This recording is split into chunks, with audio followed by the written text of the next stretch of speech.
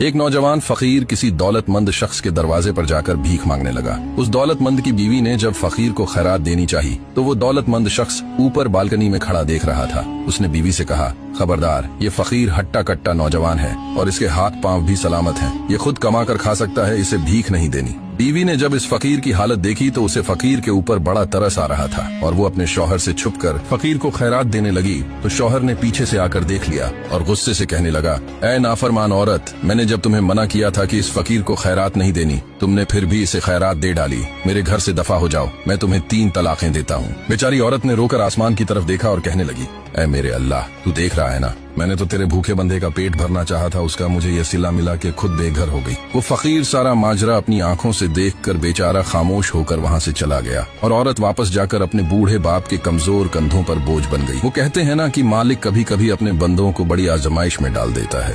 फिर इस औरत को कोई भी अपनाने को तैयार न हुआ। बड़ी मुश्किल से वो जैसे तैसे करके अपना गुजारा चला रहे थे। कई साल गुजर गए मगर इस औरत का रिश्ता ही नहीं आ रहा था और फिर सालों के बाद जब अल्लाह राजी हुआ तो पहले रिश्ता आ ही नहीं रहा था और जब आया तो एक बहुत बड़े अमीर और कुंवारे नौजवान का रिश्ता आया। फिर जब वो औरत शादी करके इस अमीर नौजवान के घर गई तो वो नौजवान औरत से कहने लगा, क्या तुमने मुझे पहचाना है? कहने लगी, नहीं, मैंने आपको नहीं पहचाना। वो कहने लगा, मैं वही फकीर हूँ जिसे तुमने खैरात देने की वजह से अपना सब कुछ खो दिया था। वो औरत यकीन ही नहीं कर पा रही थी। नौजवान ने कहा, हाँ बिल्कुल ये सच है, मैं वही फकीर हूँ। जब तुम्हें मुझे खैरात देने के बदले में तुम्हारे शौहर ने तलाक देकर घर से निकाला था तो मैंने उसी वक्त जाकर अल्लाह के दरवाजे पर रो रो कर अल्लाह से मदद मांगी। कहा, मेरे मालिक मुझे इतना ज्यादा अता कर जितनी तेरी रहमत बड़ी है। मैं वादा करता हूँ कि जिस तेरी नेक बंदी का मेरी वजह से ये हाल हुआ है, मैं उसके साथ निकाह भी करूंगा और उसे अपने घर में रानी बनाकर रखूंगा। फिर अल्लाह राजी हो गया, उसने मेरी ये दुआ कबूल कर ली,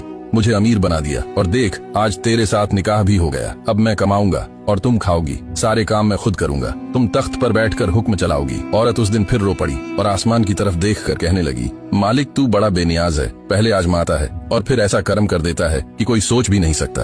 फिर कुछ दिन बाद वो औरत और उसका वो नौजवान शौहर बैठकर आपस में प्यार मोहब्बत की बातें कर रहे थे तो दरवाजे पर किसी फकीर ने आकर सदा लगाई तो शौहर कहने लगा, बाकी सारे काम मैं खुद करूंगा लेकिन फकीर को खैरात तुम अपने हाथों से दोगी। फिर जब वो औरत खैरात लेकर दरवाजे पर आई तो उसकी चीखें निकल गईं। शौहर भाग कर आया और कहने लगा, क्या हुआ? वो बताने लगी, ये वही मेरा पहला शौहर है जिसने मुझे एक फकीर को यानी तुम्हें खैरात देने से रोका था और तलाक देकर घर से निकाल दिया था।